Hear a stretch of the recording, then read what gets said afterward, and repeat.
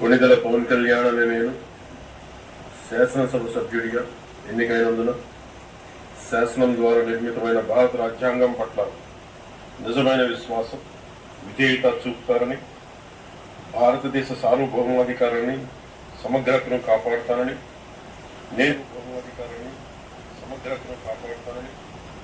నేను స్వీకరించబోయే కర్తవ్యాన్ని శ్రద్ధాశక్తులతో నిర్వహిస్తానని దైవ సాక్షిగా ప్రమాణం చేస్తాను.